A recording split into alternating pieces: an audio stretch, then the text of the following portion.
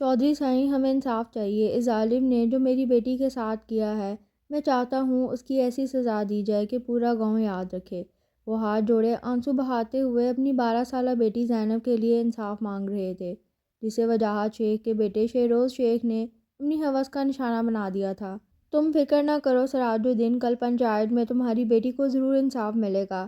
جاؤ، تم سے ہماری ملاقات اب کل صبح پنچایت میں ہی ہوگی۔ سگار کا کش لیتے ہوئے وہ سخت لہجے میں بولے، جس پر سراج الدین سر جھکائے بھاری ہوتے قدموں کے ساتھ اپنے گھر کی جانب چل پڑا، جہاں اس کی بیوی اپنی بیٹی کے ماتھے پر ٹھنڈے پانی کی پٹیاں رکھتی اس کے بخار کو کم کرنے کی کوشش میں ہلکان ہو رہی تھی۔ کیا ہوا؟ کیا کہا چودھری سائیں نے؟ سراج الدین کو گھر میں داخل ہوتے دیکھ کر رشیدہ نے بے سے پوچھا، ایک نظر ساتھ ہی بیٹھے اپنے 22 سالہ بیٹے ارد شیر پر ڈالی، جو خود بھی باپ کی جانب متوجہ تھا۔ کل پنچایت میں فیصلہ ہوگا، افسردہ لہجے میں کہتے ہوئے وہ وہیں بچھی چارپائی پر لیٹ گئے، جیسے مزید اور کچھ نہ کہنا چاہتے ہوں۔ ارد شیر نے ماں کی طرف دیکھا اور پھر ایک نظر بخار میں تپتی اپنی بہن پر ڈالتا اٹھ کر گھر سے باہر نکل گیا۔ صبح کے سورج کے ساتھ ہی گاؤں کے سب لوگ پنچایت میں جمع زینب کے لیے انصاف کا انتظار کر رہے تھے۔ ہر طرف خاموشی پھیلی تھی۔ سراج الدین پر امید نظروں سے چودھری سائیں کو دیکھ رہے تھے، جو اب فیصلہ سنانے جا رہے تھے۔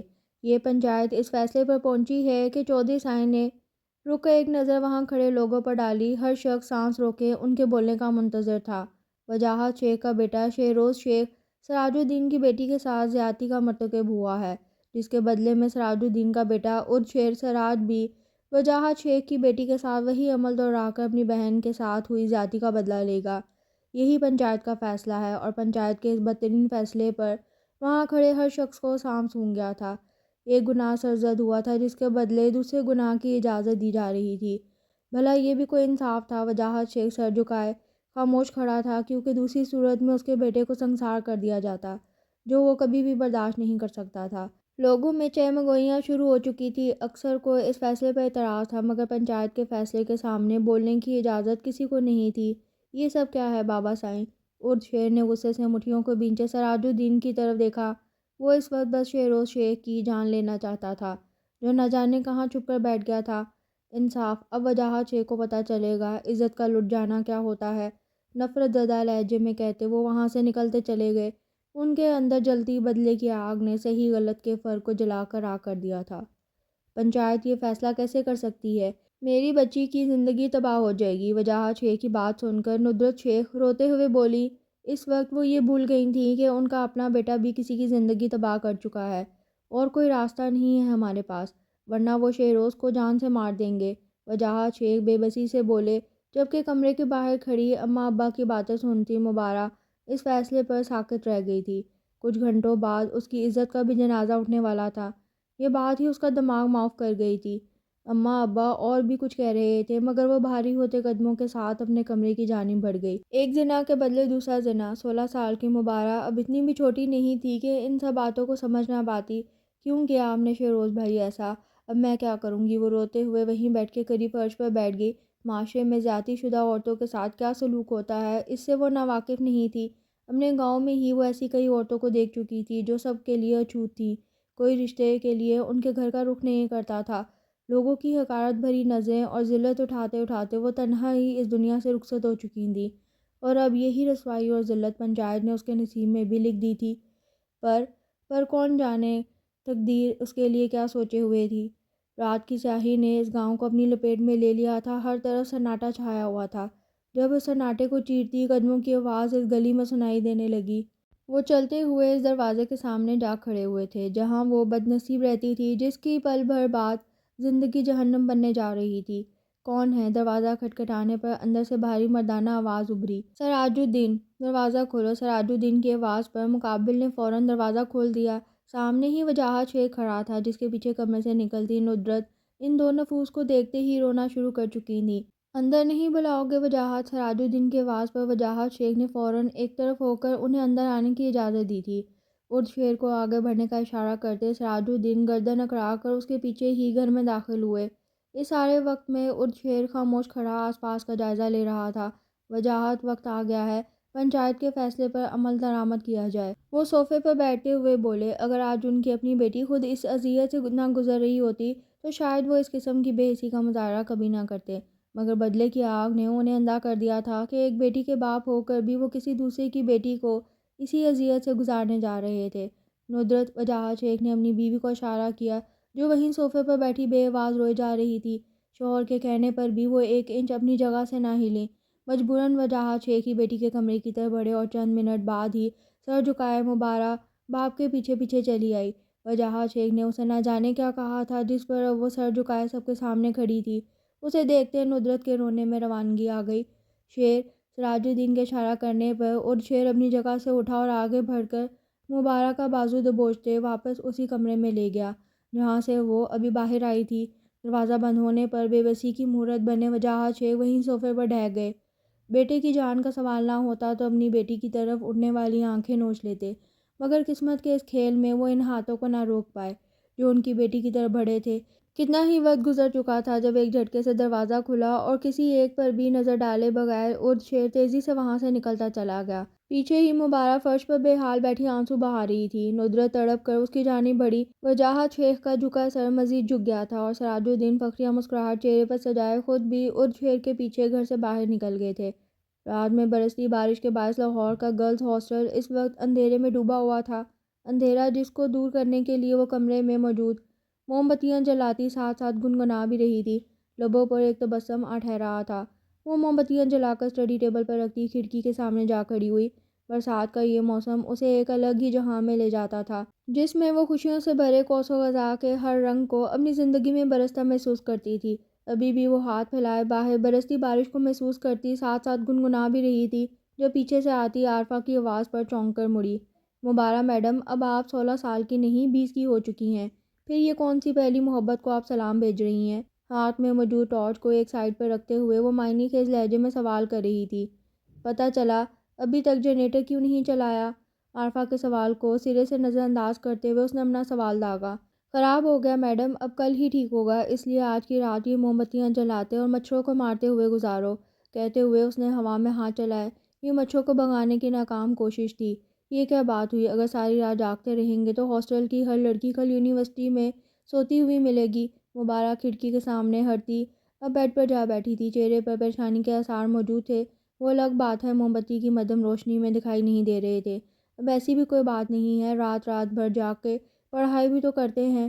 خیر مجھے تو نیند آنے لگی ہے، میں تو چلی سونے، شب بخیر۔ کہتے ہوئے وہ واقعی سونے کے لیے لیٹ چکی تھی۔ مبارہ نے گھور کر اسے دیکھا۔ اس نے سنا تھا کہ نیند سولی پر بھی آ جاتی ہے اور آج اس نے دیکھ بھی لیا تھا۔ ناچار وہ بھی اپنے بیڈ پر لیٹ کر سونے کی کوشش کرنے لگی، مگر آنکھیں بند کرتے ہی نظروں کے سامنے وہ چہرہ آ بسا جس نے 4 سال پہلے اسے اپنا اسیر بنا لیا تھا۔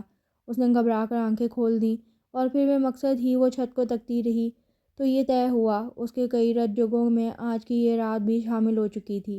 اماں جلدی کریں، مجھے دیر ہو رہی ہے کالج کے لیے۔ 16 سالہ زینب نے ایک بار پھر بلند آواز لگائی، جس پر کچن میں کام کرتی رشیدہ بیگم نے گھر کر ڈائننگ ٹیبل پر بیٹھی اپنی بے صبری بیٹی کو دیکھا۔ صبر نام کی کوئی چیز نہیں تم میں؟ ہاتھ میں ٹرے تھامے وہ کچن سے باہر آتے ہوئے بولی، مجھے کالج کے لیے دیر ہو رہی ہے اور مجھے آفس کے لیے۔ زینب کے برابر میں بیٹھا ارد شیر فوراً بہن کا ساتھ دیتے ہوئے بولا، تم نے ہی بگاڑ رکھا ہے اسے۔ رشیدہ بیگم ارد شیر کو گھورتے ہوئے بولی، اس میں بگاڑنے والی کیا بات ہے؟ خیر چھوڑے، سارم کہاں ہے؟ ارد شیر نے بات بدلنے کے لیے خود سے چھوٹے بھائی کے متعلق پوچھا۔ وہ اپنے دوستوں کے ساتھ صبح ہی گھر سے نکل گیا۔ جواب زینب کی طرف سے آیا، شرم کرو، تم سے 2 سال بڑا ہے۔ رشیدہ بیگم نے فوراً ٹوکا، بھائی صحیح کہہ رہی ہیں اماں۔ ارد شیر نے بھی ماں کی تائید کی، جس پر زینب برا سا منہ بناتے ہوئے اپنا بیگ اٹھا کر کھڑی ہو گئی۔ میرا ناشتہ ہو گیا، اب چلیں، مجھے کالج کے لیے دیر ہو جائے گی۔ ہاں چلو۔ ارد شیر بھی ہاتھ صاف کرتا اپنی جگہ سے اٹھا اور زینب کے ساتھ گھر سے باہر نکل گیا۔ رشیدہ بیگم نے نفی میں سر ہلاتے ہوئے انہیں جاتے دیکھا اور پھر ٹیبل پر موجود ناشتے کے جھوٹے برتن اٹھانے لگیں۔ انہیں لاہور آئے 4 سال گزر چکے تھے۔ اس واقعے کے بعد سراج الدین گاؤں چھوڑ کر بیوی بچوں سمیت لاہور چلے آئے تھے، جہاں ان کی بہن اپنے شوہر اور بچوں کے ساتھ پہلے سے موجود تھیں اور اب عنقریب زینب کی ساس کے عہدے پر بھی فائز ہونے والی تھیں۔ کلاس لینے کے بعد وہ دونوں کوریڈور سے گزرتے ہوئے یونیورسٹی کے گراؤنڈ میں چلی آئی تھیں، جہاں ابھی موسم ابر آلود ہو رہا تھا۔ لگتا ہے پھر بارش شروع ہو جائے گی، ہمیں اس سے پہلے ہاسٹل چلے جانا چاہیے۔ مبارہ آسمان کی طرف دیکھتے ہوئے بولی، ٹھیک کہہ رہی ہو، چلو چلتے ہیں، ویسے بھی اب کوئی کلاس نہیں۔ عارفہ نے کہتے ہوئے کلائی پر بندھی گھڑی میں وقت دیکھا، ساتھ ہی بیگ اٹھا کر کھڑی ہو گئی۔ اب ان دونوں کا رخ یونی کے گیٹ کی طرف تھا، جلدی جلدی قدم اٹھاتی یونیورسٹی سے باہر نکل کر ابھی مزید چند قدم ہی آگے چلی تھیں کہ تبھی آسمان سے پانی کی بچھاڑ شروع ہو گئی۔ اف شٹ یار! تیزی سے آگے بڑھتی وہ سڑک کنارے درخت کے نیچے جا کھڑی ہوئی تھیں۔ اللہ جی جلدی کوئی سواری مل جائے۔ سر پر بیگ کیے مبارک پریشانی سے بولی، رات بھر کیا کم بارش ہوئی تھی جو ابھی بھی شروع ہو گئی۔ ہمیشہ سے بارش کو ناپسند کرنے والی عارفہ اس وقت سخت جھنجھلائی ہوئی تھی۔ دیکھو وہ سامنے سے گاڑی آ رہی ہے۔ مبارک نے اس کی توجہ دور سے آتی کار کی طرف کرائی جو تیزی سے اس جانب بڑھ رہی تھی۔ عارفہ نے فوراً لفٹ کے لیے ہاتھ ہلایا جس پر وہ سیاہ مرسیڈیز سیدھا ان کے سامنے آ رکی تھی۔ کالج سے باہر نکلتے ہی اس کی نظر سیدھا اس سیاہ مرسیڈیز پر پڑی تھی جس کے ساتھ ٹیک لگائے کھڑا اور شیر کب سے اس کے باہر نکلنے کا انتظار کر رہا تھا۔ وہ مسکراتی ہوئی تیزی سے اس کی جانب بڑھی۔ آج کیسے آ گیا؟ موسم کے تیور کچھ ٹھیک نہیں لگ رہے تھے۔ سوچا خود ہی تمہیں کالج سے پک کر لوں۔ زینب کے ہاتھ سے بیگ دیتے ہوئے اس نے اپنے آنے کی وجہ بتائی۔ یہ تو اچھا کیا آپ نے۔ چلو اب جلدی گاڑی میں بیٹھو، بارش شروع ہونے سے پہلے گھر پہنچنا ہے۔ زینب کو فرنٹ سیٹ پر بٹھا کر وہ دروازہ بند کرتا ہوا خود بھی ڈرائیونگ سیٹ پر آیا اور گاڑی سٹارٹ کر کے آگے بڑھا لے گیا۔ راستے میں ہی تیز بارش شروع ہو چکی تھی اور یہ ڈرائیونگ کے ساتھ ساتھ زینب کی باتوں کے جواب دینے میں مصروف تھا جب سنسان سڑک پر تیز بارش میں بھیگتی ہوئی انہیں دو لڑکیاں دکھائی دیں۔ بھائی شاید انہیں مدد کی ضرورت ہے، ان میں سے ایک کو ہاتھ ہلاتے دیکھ کر زینب نے کہا۔ یہاں سب کو مدد کی ضرورت ہے زینب، ہم ہر کسی کے لیے نہیں رک سکتے۔ اور شیر سنجیدگی سے بولا۔ وہ شاید رکنے کا ارادہ نہیں رکھتا تھا پر بھائی کتنی تیز بارش ہو رہی ہے، ہمیں ان کی مدد کرنی چاہیے۔ اس کے بازو پہ ہاتھ رکھتے ہوئے زینب نے اسے سمجھانا چاہا، ساتھ ہی ایک نظر سامنے کی طرف ڈالی جہاں وہ دونوں کھڑی تھی۔ زینب کے اصرار پر اور شیر نے مزید کچھ بھی کہے بغیر گاڑی سیدھا ان دونوں کے سامنے لے جا کر روک دی۔ شکر اللہ! گاڑی کے رکتے ہی عارفہ فوراً اور شیر کی طرف بڑھی جو گاڑی کا شیشہ نیچے گرا تھا اب بھی سامنے کی طرف دیکھ رہا تھا، جبکہ پیچھے کھڑی مبارک اسے دیکھتے ہی ساکت رہ گئی تھی۔ آسمان سے برستی بارش، عارفہ کا اور شیر سے مدد طلب کرنا، اسے کسی چیز کا ہوش نہیں تھا۔ وہ تو اس ایک رات میں پہنچ گئی تھی جس نے اس کی زندگی مکمل طور پر بدل کر رکھ دی تھی۔ چلو بارہ کہاں کھو گئی؟ ہاں کہیں نہیں۔ عارفہ کی آواز پر وہ ایک دم ہوش میں آئی مگر خود کو تکتی عارفہ کی عجیب نظریں اسے ہکلانے پر مجبور کر گئی تھیں۔ بات کر لی میں نے، آ جاؤ یا یہیں کھڑے رہنے کا ارادہ ہے؟ نہیں چلو۔ سر جھکائے وہ عارفہ کے ساتھ گاڑی کی پچھلی نشست پر بیٹھ گئی تھی۔ ان کے بیٹھتے ہی اور شیر نے گاڑی ہاسٹل کے راستے پر ڈال دی۔ باقی کا سارا سفر خاموشی سے گزرا تھا۔ کیا اس نے مجھے پہچانا نہیں؟ رات کے 9 بجے اسٹڈی ٹیبل پر بیٹھی مبارک اسائنمنٹ پر توجہ دینے کے بجائے مسلسل اور شیر کے بارے میں سوچ رہی تھی۔ ہاسٹل واپس آنے کے بعد سے اس کی سوچ کے سارے تانے بانے اور شیر سے جا جڑے تھے جو 4 سال پہلے کی نسبت کافی بار روب اور سنجیدہ نظر آ رہا تھا، مگر اس نے ایک نگاہ غلط بھی مبارک پر نہیں ڈالی تھی اور یہی بات اسے پریشان کیے جا رہی تھی۔ کیا میں 4 سال میں کافی بدل گئی؟ اس نے ٹیبل پر موجود آئینے میں نظر آتے اپنے عکس کو دیکھا جس کی خوبصورتی کا کوئی بھی مرد اسیر ہو سکتا تھا۔ نہیں، میں تو اب بھی ویسی ہی ہوں، وہ بھی ویسے ہی تھے، پھر مجھے کیوں نہیں پہچانا؟ میں تو انہیں نہیں بھولی تو کیا وہ مجھے بھول گئے؟ خود سے بڑبڑاتی وہ اس ایک رات کے بارے میں سوچنے لگی جب اور شیر سب کے سامنے اسے کمرے میں لے گیا تھا۔ پلیز اللہ سائیں مجھے اس انسان سے بچا لیں۔ بیڈ پر بیٹھی 16 سالہ مبارک خوفزدہ نظروں سے اور شیر کو دیکھ رہی تھی جو ادھر سے ادھر چکر لگاتا نہ جانے کیا سوچ رہا تھا کہ کمرہ لاک کر کے مبارک کو بیڈ پر دھکیلنے کے بعد وہ جیسے اسے بھول ہی گیا تھا۔ کافی دیر تک یوں ہی کمرے کے چکر لگاتے رہنے کے بعد اور شیر نے مبارک کو اٹھنے کا اشارہ کیا اور خود دروازے کی طرف بڑھا۔ مبارک حیرت زدہ سی اس کے پیچھے چل پڑی جس نے کمرے میں لا کر ہاتھ لگانا تو دور ایک نظر اسے دیکھا بھی نہیں تھا۔ وہ یہی سب سوچتی اس کے پیچھے چل رہی تھی جب ایک دم سے اور شیر مڑا اور ایک زناٹے دار تھپڑ اس کے گال پر چھوڑتا زمین بوس کر گیا۔ مبارک آنسو بہاتی گال پر ہاتھ رکھے اسے دیکھے جا رہی تھی، آنکھوں میں حیرت کی جگہ اب خوف نے لے لی تھی۔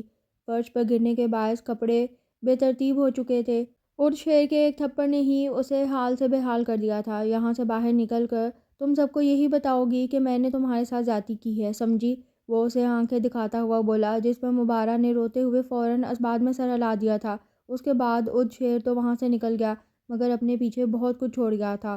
تہمت، عزت، عقیدت۔ اود شیر کے نام کی تہمت لیے مبارک اس کے ساتھ عقیدت جیسے احساسات سے بندھ گئی تھی۔ ایک کمرے میں وقت گزارنے کے باوجود اس کی عزت محفوظ تھی، یہ بات اود شیر اور اس کے علاوہ کوئی دوسرا نہیں جانتا تھا اور نہ وہ چاہتی تھی کہ کوئی جانے۔ وہ ہمیشہ اس کے نام کی تہمت کے ساتھ رہنا چاہتی تھی جس کے سر الزام تھا اس کی عزت کے لٹنے کا، جس سے اسے عقیدت تھی اس کی عزت کو محفوظ رکھنے کی اور جس سے اسے محبت تھی۔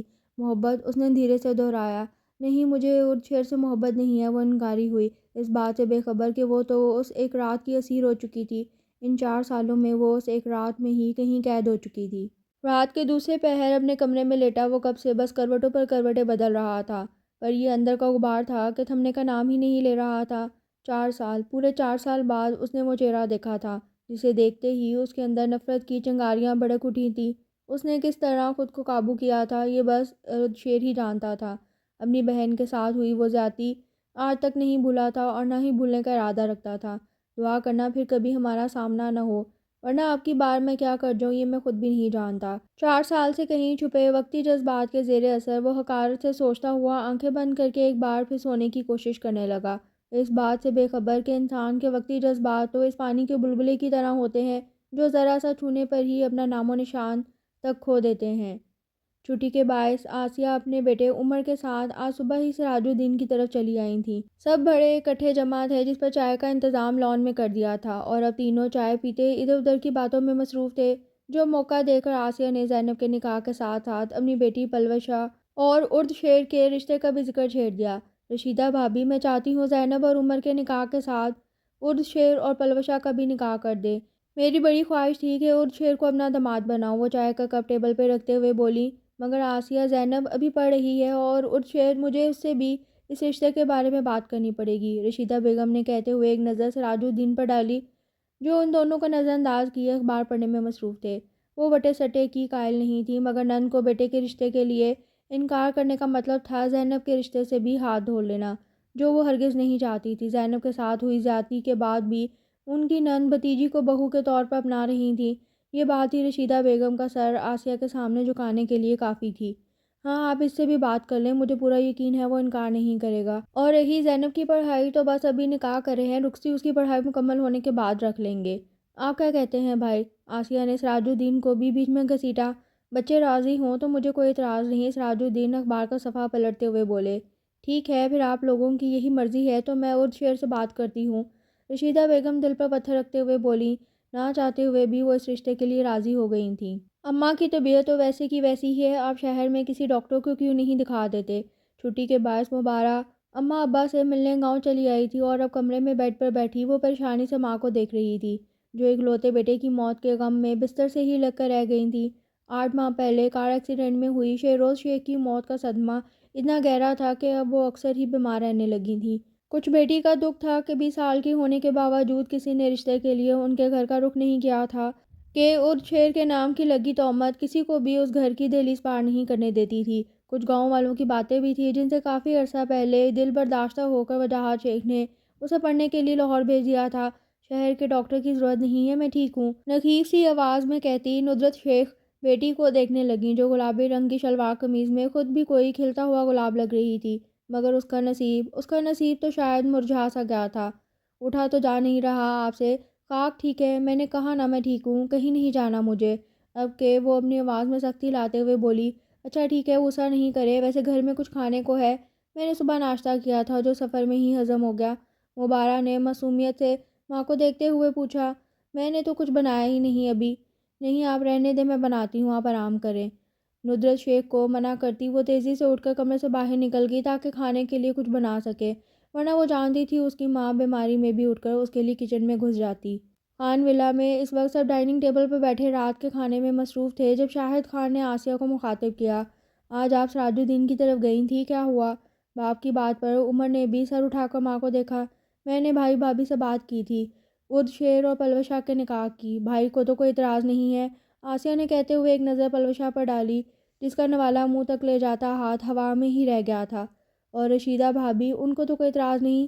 شاہد خان بھی کھانے سے ہاتھ روک کر آسیہ کی طرف پوری طرح سے متوجہ ہو چکے تھے۔ انہوں نے کہا ہے ارد شیر سے بات کر کے کچھ دنوں تک جواب دیتی ہیں، اور مجھے امید ہے ارد شیر انکار نہیں کرے گا۔ عمر نے مسکراتے ہوئے کہا۔ جب سے اسے اپنے اور زینب کے نکاح کا پتہ چلا تھا اس کی مسکراہٹ تھمنے کا نام نہیں لے رہی تھی۔ آخر کو اس کی محبت جو اسے ملنے والی تھی، چلو تم کہتے ہو تو مان لیتے ہیں، ویسے ہمیں بھی لگتا ہے ارد شیر انکار نہیں کرے گا، وہ ایک سمجھدار اور سلجھا ہوا لڑکا ہے، مسکرا کر کہتے ہوئے شاہد خان واپس کھانے کی طرف متوجہ ہوئے۔ انشاءاللہ ایسا ہی ہوگا۔ آسیہ نے ایک بار پھر پلوشہ کی طرف دیکھا جو خاموشی سے کھانا ختم کر کے اب اٹھ کھڑی ہوئی تھی۔ میں کمرے میں جا رہی ہوں، مجھے اسائنمنٹ بنانا ہے۔ اپنی بات مکمل کر کے وہ سیدھا اپنے کمرے کی طرف بڑھ گئی۔ اس کے جاتے ہی آسیہ نے پہلے ایک نظر شاہد خان اور پھر عمر کی طرف دیکھا، جنہوں نے اس کے جانے پر کوئی نوٹس نہیں لیا تھا۔ اپنی چھٹیاں گاؤں میں اماں ابا کے ساتھ گزار کر مبارہ واپس ہاسٹل چلی آئی تھی اور اب لاہور کے بازار کی خاک چھان تھی۔ وہ کچھ ضرورت کا سامان خرید رہی تھی۔ عارفہ کے سر درد کے باعث وہ اکیلی ہی چلی آئی تھی۔ سارا سامان ہو گیا اور نہ جانے کیا لانے کو کہا تھا عارفہ نے۔ وہ ہاتھ میں موجود لسٹ دیکھتی ہوئی بڑبڑائی، ساتھ ہی بیگ سے موبائل نکال کر عارفہ کو کال ملانے لگی، پر آگے سے موبائل بند جا رہا تھا۔ یہ بھی نہ موبائل آف کر کے خود گدھے گھوڑے بیچ کر سو رہی ہوگی۔ غصے سے موبائل کو گھورتے ہوئے اس نے واپس بیگ میں رکھا اور سامان سے بھرے 2-3 شاپرز اٹھا کر شاپ سے باہر نکل گئی۔ اب وہ سڑک پر چلتی کسی رکشہ یا ٹیکسی کی تلاش میں تھی۔ آج ہی سب کو غائب ہونا تھا، کوئی رکشہ ٹیکسی ہی نظر نہیں آ رہی۔ سڑک پر نظر دوڑاتے ہوئے مبارہ نے کوفت سے سوچا، وہ بس جلد از جلد ہاسٹل پہنچ جانا چاہتی تھی۔ اگر اسے خاص ضرورت نہ ہوتی تو وہ بھی یوں اکیلے بازار نہ آتی۔ بیچاری تھک گئی۔ کیا ہوا میڈم، ہاتھ میں درد ہو رہا ہے تو ہم مدد کر دیں شاپر پکڑنے میں۔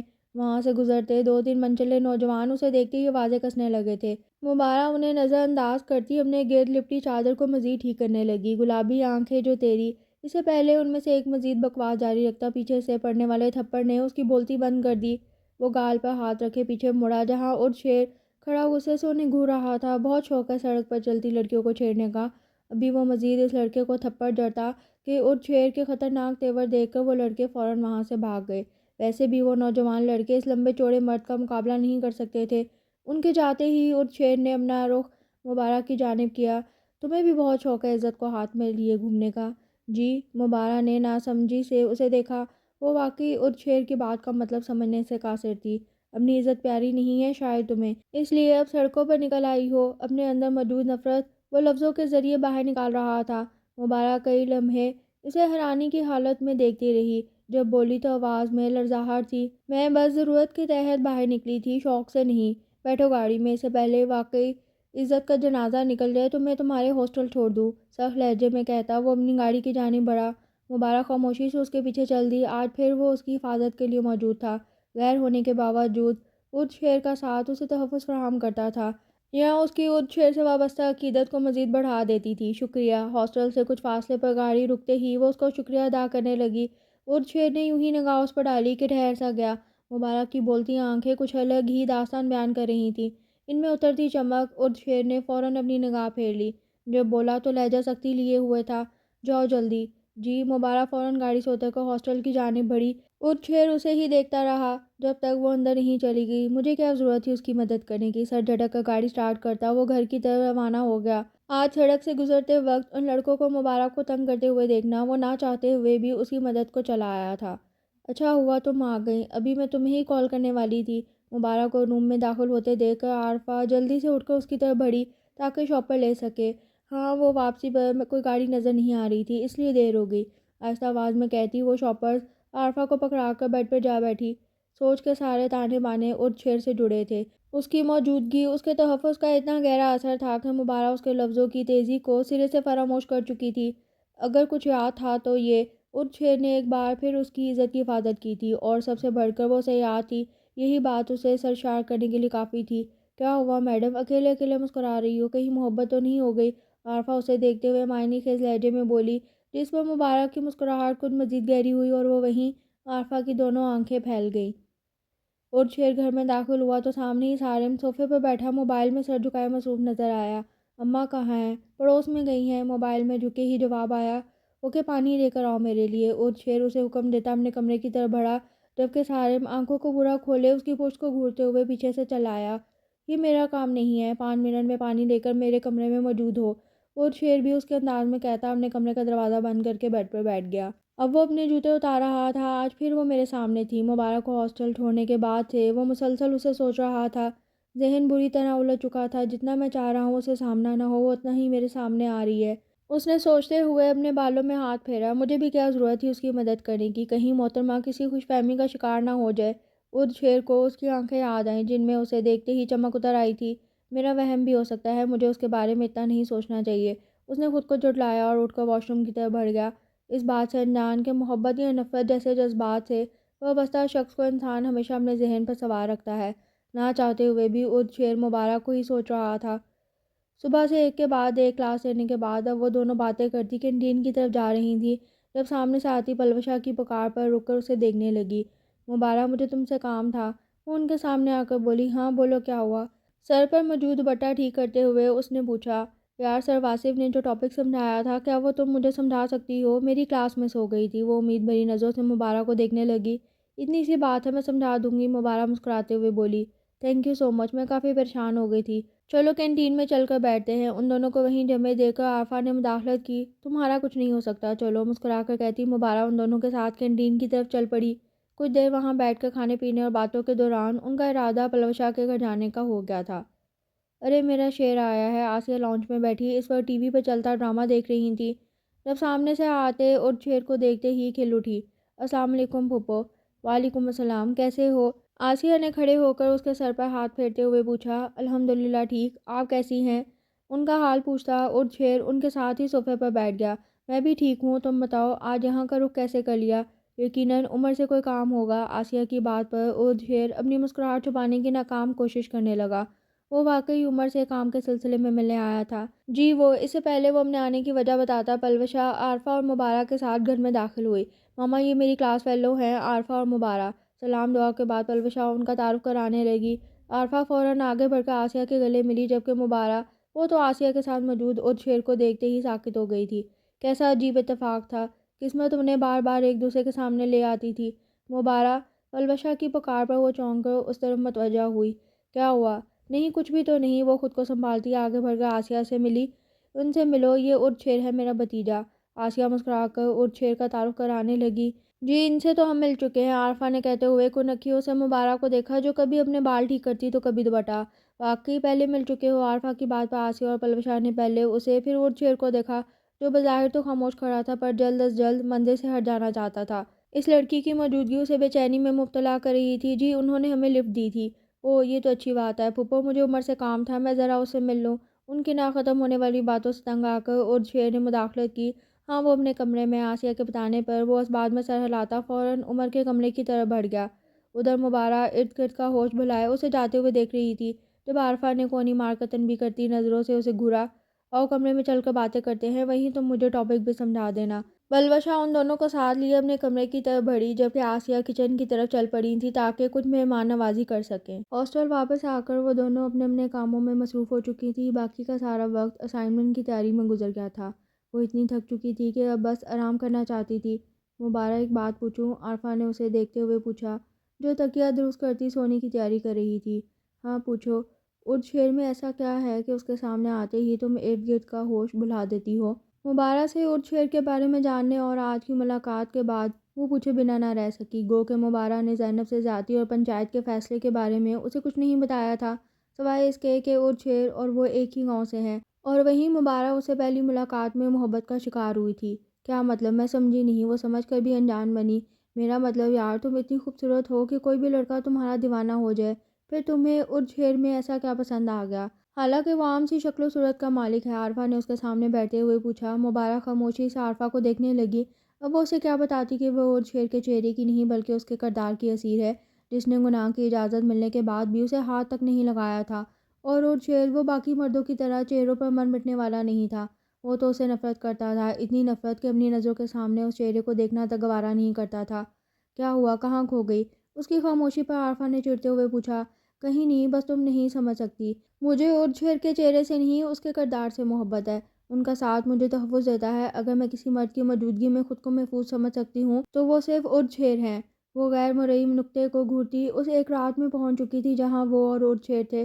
اس کے ساتھ گزرا ہر ایک لمحہ مبارک کے لیے کسی قیمتی اثاثے سے کم نہیں تھا۔ جو بھی ہو، آخر کو وہ ایک مرد ہی ہے۔ مبارک کے جواب پر آنکھیں گھماتی وہ اٹھ کر واپس اپنے بیڈ پر چلی گئی تھی، مگر جاتے جاتے بھی اس نے مبارک کو جتانا ضروری سمجھا۔ ہاں مرد ہے، پر باقی مردوں سے الگ ہے، مبارک دھیرے سے بڑبڑائی تھی۔ کمرے میں بیڈ پر بیٹھا وہ لیپ ٹاپ سامنے رکھے اپنی ای میل چیک کر رہا تھا، جب دروازے پر دستک دے کر رشیدہ بیگم اندر آئیں۔ بیٹا، مجھے تم سے کچھ ضروری بات کرنی تھی۔ جی بولیں، کیا بات ہے؟ کیا تمہاری پھوپھو نے تم سے کوئی بات کی تھی؟ وہ اس کے سامنے بیٹھتے ہوئے سنجیدگی سے پوچھ رہی تھی۔ وہ نہیں چاہتی تھی ان سے پہلے کوئی اور ارد شیر سے اس بارے میں بات کرے۔ نہیں تو کیا ہوا، کوئی بات ہوئی ہے؟ ارد شیر نے لیپ ٹاپ بند کر کے سائڈ پر رکھا اور پورا کا پورا نصرت بیگم کی طرف متوجہ ہوا۔ تمہیں بتایا تھا تمہاری پھوپھو آئی تھی زینب کے نکاح کی بات کرنے؟ ہاں تو اس میں مسئلہ کیا ہے؟ عمر سے بات ہوئی تھی، وہ بھی صرف نکاح کا کہہ رہا ہے۔ ماں کی بات پر وہ پرسکون لہجے میں بولا، یہ مسئلہ نہیں ہے۔ پھر رشیدہ بیگم نے گہرا سانس لیتے ہوئے ارچھیر کی طرف دیکھا۔ وہ آسیہ پلوشہ کا نکاح تم سے کرنا چاہتی ہیں، لیکن دیکھو ارچھیر، تم جانتے ہو زینب کے لیے عمر کا رشتہ کتنا ضروری ہے، اور تمہارے بابا سعین کو بھی کوئی اعتراض نہیں ہے، اس لیے انکار کرنے سے پہلے اچھی طرح سوچ لو۔ اس سے پہلے ارچھیر کچھ کہتا وہ اس کی بات کاٹتے ہوئے بولی، اگر بابا سعین اور آپ راضی ہیں تو مجھے بھی کوئی اعتراض نہیں، آپ پھپھو کو ہاں کر دیجیے گا۔ اسے واقعی اس رشتے سے کوئی اعتراض نہیں تھا جو انکار کی وجہ بنتا، ویسے بھی وہ اپنی بہن کی خوشیوں کے لیے اتنا تو کر ہی سکتا تھا۔ یہ تو اچھی بات ہے، میں کل ہی آسیہ سے کہہ دوں گی وہ زینب کے ساتھ پلوشہ کے نکاح کی بھی تیاری کر لے۔ رشیدہ بیگم اس کا ماتھا چومتی ہوئی بولی اور اٹھ کر کمرے سے باہر نکل گئی۔ ان کے جاتے ہی ارچھیر واپس لیپ ٹاپ لے کر اپنے آفس کا کام کرنے لگا۔ جب اچانک مبارک کا چہرہ اس کی نظروں کے سامنے آیا، اس نے فوراً اس کے خیال کو جھٹک دیا۔ اگلی صبح ہی رشیدہ بیگم نے آسیہ کو فون کر کے ارچھیر اور پلوشہ کے نکاح کے لیے ہاں کر دی، جس سے دونوں گھروں میں خوشیوں کی لہر دوڑ گئی تھی۔ ہر کوئی اس رشتے کو لے کر بہت خوش تھا۔ آنے والے کچھ دنوں میں ہی دونوں گھروں میں نکاح کی تیاریاں شروع ہو چکی تھیں۔ دوسری طرف مبارک ندرت شیخ کی طبیعت مزید بگڑنے کے باعث گاؤں چلی آئی تھی تاکہ کچھ دن اماں ابا کے ساتھ گزار کر ان کی خدمت کر سکے۔ یونیورسٹی سے اس نے چھٹیاں لی ہوئی تھیں، ویسے بھی اسائنمنٹ وغیرہ میں مدد کے لیے عارفہ موجود تھی۔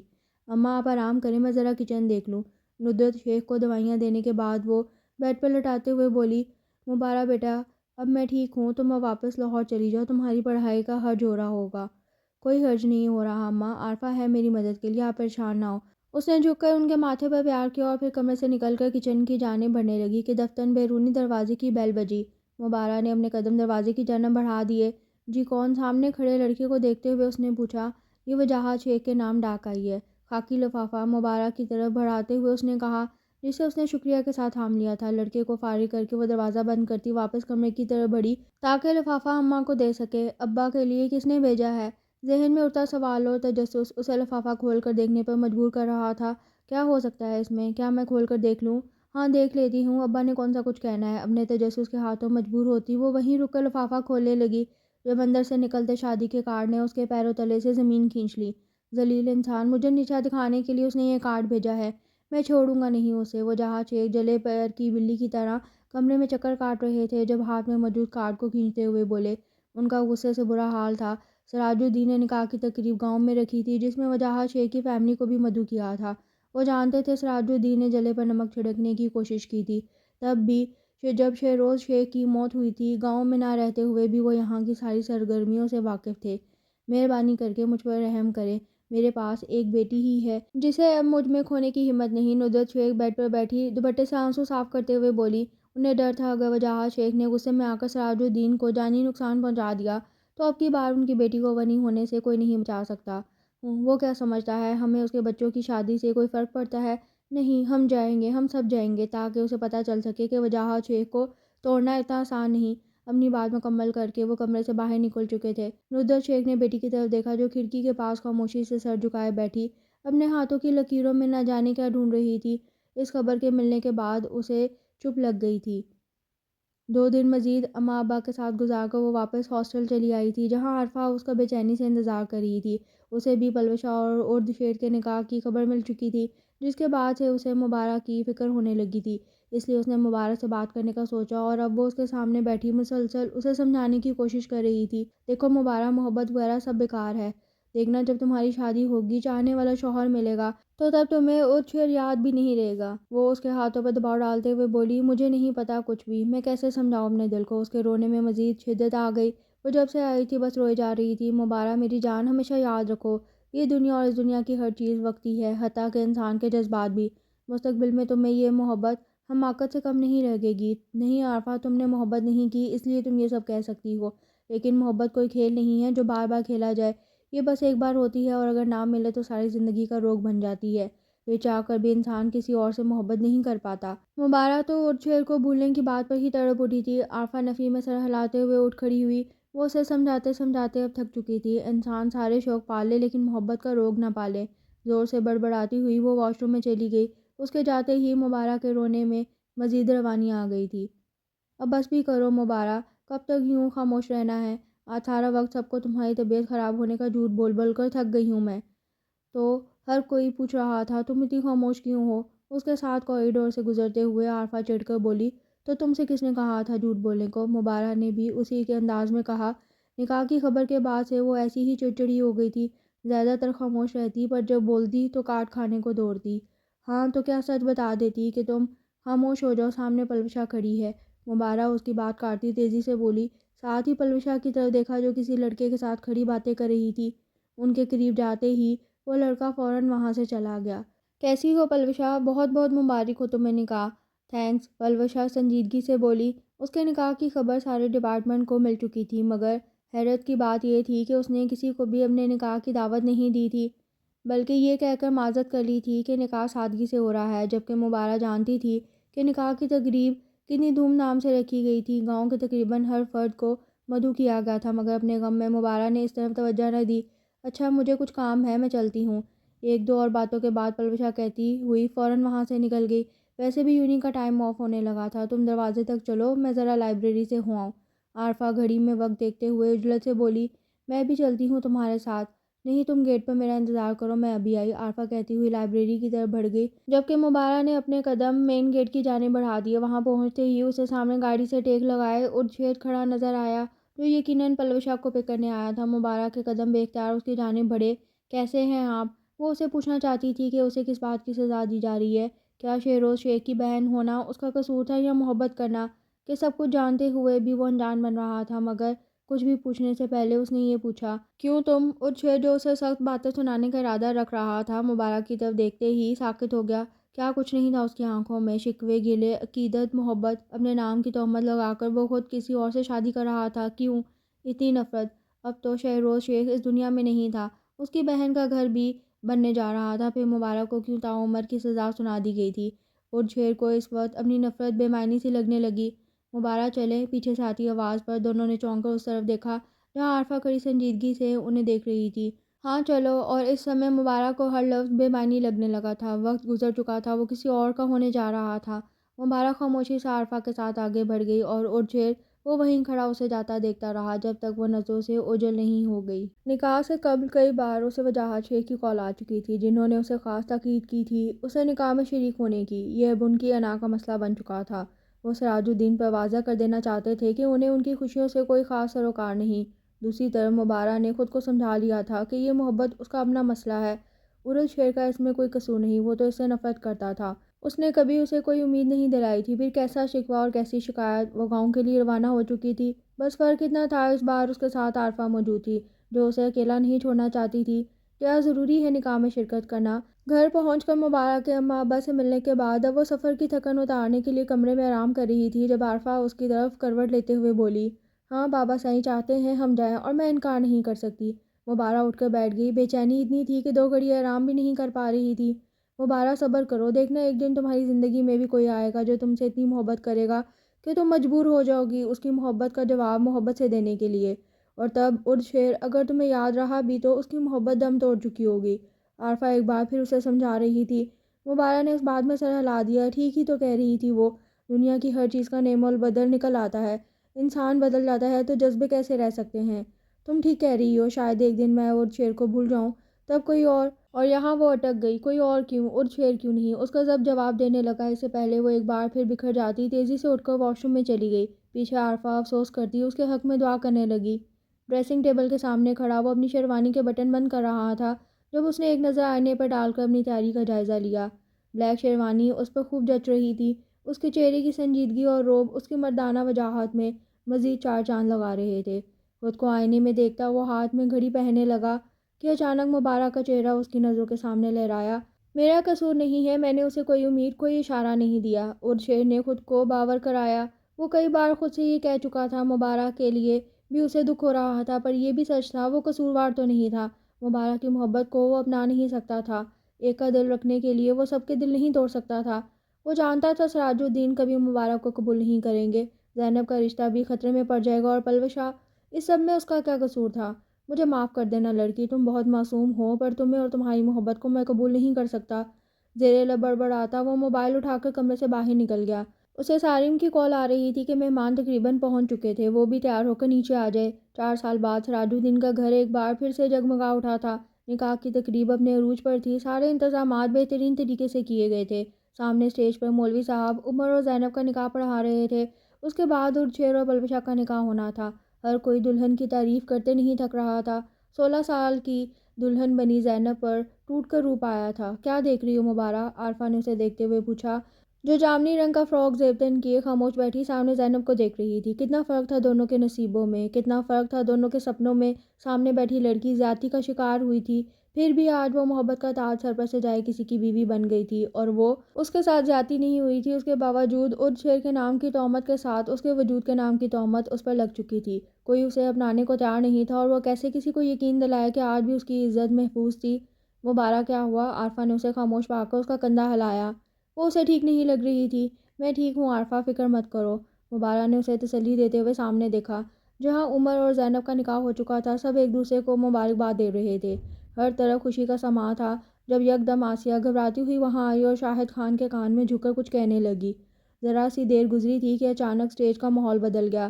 عرچھیر اور عمر اٹھ کر گھر کے اندر بڑھے تھے، جبکہ سراج الدین کھڑے شاہد خان سے کچھ کہہ رہے تھے۔ انداز کافی برہم تھا۔ یہ کیا ہو رہا ہے بابا صاحب؟ مبارہ نے سوالیہ نظروں سے ساتھ بیٹھے وجاہت شیخ سے پوچھا، جو خود بھی معاملے کو سمجھنے کی کوشش کر رہے تھے۔ میں دیکھ کر آتا ہوں۔ وہ اٹھ کر وہاں سے چلے گئے تاکہ خبر لے سکیں آخر معاملہ کیا ہے۔ ابھی مبارہ ندرت شیخ کی طرف مڑتی کہ تبھی دو عورتیں ان کی ٹیبل کے قریب چلی آئیں۔ ہائے ندرت، سنا تم نے؟ عرچھیر کی دلہن بھاگ گئی ہے کسی لڑکے کے ساتھ۔ توبہ توبہ، کیا زمانہ آ گیا آج کل کے لڑکے لڑکیاں، اف۔ ان میں سے ایک عورت کانوں کو ہاتھ لگاتے ہوئے بولی، اور پھر یہ بات جنگل میں آگ کی طرح پھیل گئی۔ سارے مہمان آپس میں چہمگوئیاں کرتے طرح طرح کی باتیں کرنے لگے۔ وہ عورتیں بھی ندرت شیخ سے مزید کچھ کہہ رہی تھیں، جبکہ مبارہ اور عارفہ ساکت بیٹھی ایک دوسرے کو دیکھنے لگیں۔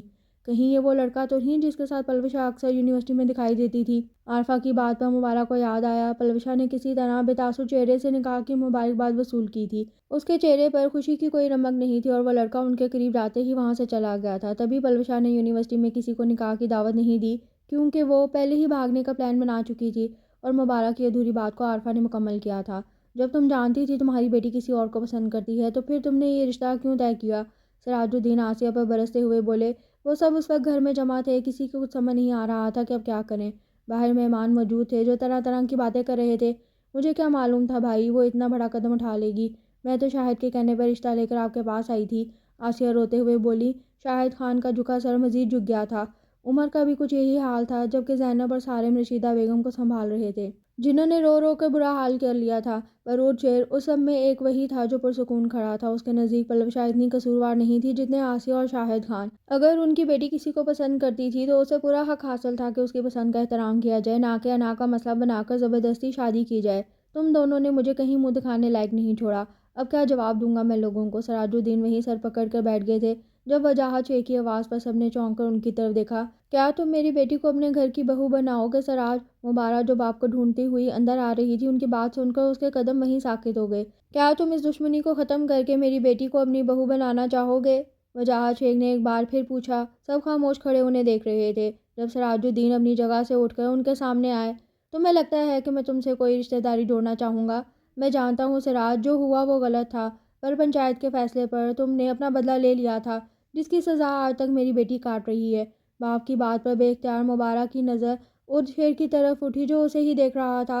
اس کا دل چاہا سب کو بتائے اس رات اس کے ساتھ کچھ نہیں ہوا تھا، پر عرچھیر کی تنبیہ کرتی نظریں اسے خاموش رہنے پر مجبور کر رہی تھیں۔ تم خود بھی باپ ہو، سمجھ سکتے ہو اولاد کا دکھ۔ اگر عمر تمہاری بیٹی سے شادی نہ کرتا تو میری طرح تم بھی اس کی خوشیاں دیکھنے کو ترستے رہتے۔ وجاہت شیخ نے کہتے ہوئے اب کی بار سراج الدین کے سامنے ہاتھ جوڑ دیے۔ میری بیٹی کو اپنے گھر کی بہو بنا لو، ورنہ عرچھیر کے نام کی تہمت کبھی اس کا گھر بسنے نہیں دے گی۔ بابا صاحب، مبارہ کا دل چاہا پھوٹ پھوٹ کر روئے۔ اس نے بھلا کب چاہا تھا کہ سب کے سامنے اس کے بابا صاحب یوں جھک جائیں؟ سراج الدین نے ایک نظر وجاہت شیخ کے جڑے ہاتھوں پر ڈالی، اور پھر مبارہ کو دیکھا جو باپ کے لیے رو رہی تھی۔ انہیں اس پر ترس آیا۔ بھائی کے کیے کی سزا وہ معصوم بھگت رہی تھی۔ 4 سال پہلے ایک فیصلہ پنچایت نے کیا تھا، اور 4 سال بعد ایک فیصلہ سراج الدین نے کرنا تھا، جو ایک بار پھر اس لڑکی کی زندگی کو بدلنے والا تھا۔ سراج الدین آگے بڑھے، اور پھر وہاں وہ ہوا کہ سبھی لوگ حیران رہ گئے۔ سراج الدین نے وجاہت شیخ کو گلے سے لگا لیا تھا۔ وجاہت، کیا تم اپنی بیٹی کا نکاح میرے بیٹے سے کر کے مہمانوں کے سامنے میرا سر جھکنے سے بچا سکتے ہو؟ اگر وجاہت شیخ ان کے سامنے جھکے تھے تو وہ بھی بڑا پن دکھاتے ہوئے مبارہ کا ہاتھ مانگ کر انہیں عزت بخش رہے تھے۔ اگر عرچھیر بیٹے کو کوئی اعتراض نہیں تو مجھے خوشی ہوگی اپنی بیٹی کو تمہارے گھر کی بہو بناتے ہوئے۔ اب کی بار سب کی نظریں اور شیر کی طرف اٹھی تھی۔ سب کو اپنی طرف متوجہ پا کر وہ گڑبڑا اٹھا۔ جو بابا سائن کا فیصلہ ہو، مجھے کوئی اعتراض نہیں، وہ جلدی سے بولا۔ چلو پھر طے ہوا، مبارک ہمارے گھر کی بہو بنے گی۔ اب سب یہاں کیا کھڑے ہو، جاؤ جا کر نکاح کی تیاری کرو۔ سراج الدین کے کہتے ہی سب فوراً گھر سے باہر نکل گئے تاکہ نکاح کو اور مہمانوں کو اس نئی تبدیلی سے آگاہ کر سکے۔ اب وہاں صرف سراج الدین، مبارک اور وجاہت شیخ رہ گئے تھے۔ سراج الدین دونوں باپ بیٹی کو اکیلے میں بات کرنے کا وقت دیتے خود بھی وہاں سے باہر چلے گئے۔ بابا سائیں، مبارک وجاہت شیخ کے سامنے آئی۔ میں جانتا ہوں بیٹی تم اور شیر کو پسند کرتی ہو، میں نے تمہاری اور تمہاری سہیلی کی باتیں سن لی تھی۔ باپ کی بات پر اس نے شرمندگی سے سر جھکا دیا۔ اس میں شرمندہ ہونے کی ضرورت نہیں، ویسے بھی 4 سال پہلے میں نے بیٹی کی خاطر تمہارے ساتھ زیادتی کی تھی، پر اب میں تمہارے ساتھ بالکل زیادتی نہیں ہونے دوں گا۔ اگر مجھے سراج الدین کے سامنے ناک بھی رگڑنی پڑتی تو اپنی بیٹی کے لیے میں وہ بھی کر جاتا۔ بیٹے کی موت کے بعد وجاہت شیخ کو اپنے سب گناہوں کا احساس ہو گیا تھا۔ انہوں نے مبارک کے سر پر ہاتھ پھیرا، وہ باپ کے گلے لگتی پھوٹ پھوٹ کر رونے لگی۔ چلو بس کرو، آؤ تمہاری اماں اور سہیلی کو تمہارے نکاح کی خبر دیتے ہیں، دیکھنا تمہاری اماں خوشی کے مارے اپنی ساری بیماری بھول جائے گی۔ وجاہت شیخ کی بات پر وہ نم آنکھوں سے مسکراتی ان کے ساتھ چل پڑی، جس کے بعد فضا میں عرض شیر اور مبارک کے نکاح کی مبارکباد گونج اٹھی تھی۔ عارفہ تو اس کایا پلٹنے پر حیران تھی۔ وہ یہاں مبارک کو حوصلہ دینے آئی تھی اور اب بیٹھ کر اس کے نکاح کے چھوارے کھا رہی تھی۔ 1 سال بعد ان کی شادی کو 2 ہفتے گزر چکے تھے، جس میں ادھر ادھر کی دعوتوں سے فارغ ہو کر عرض شیر اسے لیے فوراً شمالی علاقہ جات پہنچ گیا تھا اپنے ہنی مون کے لیے۔ اس وقت بھی وہ دونوں ہنزا کے مختلف مقامات اچھی طرح گھوم پھرنے کے بعد اپنے ہٹ کے پاس بنی چھوٹی چھوٹی پہاڑیوں میں سے ایک پر بیٹھے تھے، جب دور افق پر اڑتے پرندوں کو دیکھتے ہوئے یکدم مبارک نے گردن موڑ کر اپنے سے چند انچ کے فاصلے پر بیٹھے اپنے باکردار شریک سفر کو دیکھا اور پھر دھیرے سے اپنا سر اس کے شانے پر ٹکا دیا۔ عرض شیر نے مسکراتے ہوئے اس کے گرد بازو کا حصار رکھ دیا۔ عرض شیر: پتہ ہے، میرا دل کرتا ہے میں سب کو بتا دوں کہ اس رات کچھ نہیں ہوا تھا، اپنے لیے نہیں بلکہ مجھے اچھا نہیں لگتا جب کوئی زنا جیسے گناہ کے ساتھ آپ کا نام جوڑتا ہے۔ عرض شیر کے ہاتھوں کی انگلیوں میں اپنی انگلیاں پھنساتی وہ دھیرے سے بول رہی تھی، اور میں نے تم سے کتنی بار کہا ہے مبارک، میرا اللہ ہمارے حال سے واقف ہے، ہمیں کسی اور کو کچھ بتانے کی ضرورت نہیں۔ عرض شیر نے اکثر کہا ہوا جملہ پھر دہرایا۔ مبارک جب بھی سب کو بتانے کا کہتی تھی وہ یہی جملہ کہہ کر بات ختم کر دیتا تھا۔ ویسے آج صبح زینب کی کال آئی تھی، بتا رہی تھی پلوشہ اپنے شوہر کے ساتھ پھر آئی تھی، مگر اس بار بھی آسیہ پھپھو اور شاہد انکل نے اسے معاف نہیں کیا۔ آپ کو نہیں لگتا انہیں معاف کر دینا چاہیے؟ اس نے ذرا سا چہرہ اٹھا کر عرض شیر کی رائے لینی چاہی۔ ان کا معاملہ ہے، وہ بہتر جانتے ہوں گے، ہمیں ان کے بارے میں سوچنے کی ضرورت نہیں، وہ سرسری لہجے میں بولا۔ مبارک جانچتی نظروں سے اس کے تاثرات دیکھ رہی تھی، وہ جاننا چاہتی تھی پلوشہ کے نام پر وہ کیسے ری ایکٹ کرتا ہے۔ ایسے مت دیکھو، مجھے فرق نہیں پڑتا پلوشہ کے ذکر سے، وہ دیکھ تو سامنے رہا تھا پر خود پر جمی مبارک کی نظروں کو اچھے سے محسوس کر سکتا تھا۔ آپ نکاح کرنے والے تھے اس سے؟ وہ نکاح پر زور دیتے ہوئے بولی۔ کیا تو نہیں، وہ بھی دو بدو بولا۔ اور ہاں، آخری بار بتا رہا ہوں، میں اس سے نکاح زینب کی خوشی کے لیے کر رہا تھا، محبت میں نہیں۔ اب کہ عرض شیر کا انداز ڈپٹنے والا تھا، مبارک منہ بناتی واپس سر اس کے شانے پر رکھے ہوئے سامنے دیکھنے لگی۔ ویسے بابا سائیں کو زینب کی رخصتی بھی ہمارے ساتھ کر دینی چاہیے تھی، بیچارے عمر بھائی، انہیں دیکھ کر مجھے بہت ترس آ رہا تھا۔ لو جی، اب محترمہ کو عمر اور زینب کی فکر ستانے لگی تھی۔ عرض شیر نے آنکھیں گھماتے ہوئے اس کے گرد موجود حصار کو مزید تنگ کیا۔ زینب ابھی پڑھ رہی ہے، ورنہ عمر کی تو پوری کوشش تھی ہمارے ساتھ ہی زینب کی رخصتی کروا لے۔ عمر کی حالت سوچتے ہوئے عرض شیر کے چہرے پر مسکراہٹ آ گئی۔ اسے خوشی تھی کہ پلوشہ کے واقعے نے زینب کی زندگی کو متاثر نہیں کیا تھا۔ ہاں، پر وہ کتنے اتاولے، بس ہم یہاں ہنی مون پر آئے ہیں، سب کے مسئلوں پر نظر ثانی کرنے نہیں، وہ چڑھ کر بولا۔ محترمہ کو سب کی فکر تھی سوائے اپنے شوہر کے، آپ سے تو بات ہی کرنا بیکار ہے۔ مبارک بھی اس کے انداز میں کہتی سیدھی ہو کر بیٹھ گئی۔ عرض شیر نے کن اکھیوں سے اسے دیکھا۔ اس گزرے 1 سال میں یہ لڑکی اسے کتنی عزیز ہو گئی تھی کہ اب ایک لمحہ بھی اس کے بغیر ادھورا لگتا تھا۔ اچھا ایک بات پوچھوں؟ واپس اسی پوزیشن میں آتے ہوئے وہ معصومیت سے عرض شیر کو دیکھنے لگی۔ نہیں، اس نے اپنی مسکراہٹ دبائی، جانتا تھا اب میڈم منہ پھیلا کر بیٹھ جائیں گی۔ آپ مجھ سے محبت نہیں کرتے نا؟ نہ جانے کیا سوچ کر وہ آج بول بیٹھی، اور جب بولی تو آواز بھر آ گئی تھی۔ پاگل لڑکی، کس نے کہا محبت نہیں ہے؟ ہاں، میں نے نکاح بابا سائیں کے کہنے پر ضرور کیا تھا، پر اس 1 سال میں تم میرے دل میں اس مقام پر پہنچ چکی ہو جہاں سے واپسی ممکن نہیں۔ اگر تم نے کبھی اپنی جگہ چھوڑنے کا سوچا بھی تو میری سانسوں کا تسلسل ٹوٹ جائے گا۔ مبارک کا چہرہ اپنے دونوں ہاتھوں میں بھر کر عرض شیر اس کی آنکھوں میں جھانکتا اپنے دل کا حال بتا رہا تھا۔ محبت کا اظہار کرنے کے ساتھ ساتھ وہ اس لڑکی کے تمام شک و شبہات کو بھی ختم کر دینا چاہتا تھا۔ تم آج جان لو کہ میری زندگی میں آنے والی تم پہلی لڑکی اور آخری محبت ہو، تم سے پہلے یہ دل نہ کسی کے لیے دھڑکا ہے اور نہ ہی کبھی دھڑکے گا۔ محبت سے کہتا وہ اس کے ماتھے پر اپنی محبت کی مہر ثبت کرنے لگا۔ مبارک نے پرسکون ہوتے ہوئے اس کے سینے پر سر رکھ کر آنکھیں موند لی۔ وہ جو اس اقرار کی اسیر ہو چکی تھی، اب ساری زندگی کے لیے اور شیر کی قید میں رہنا چاہتی تھی۔ ہم جو محبت کے فقیر تھے کہ ایک تیرے ہی مریض تھے، ہمیں طلب تھی فقط تیری کہ ہم اقرار کے اسیر تھے۔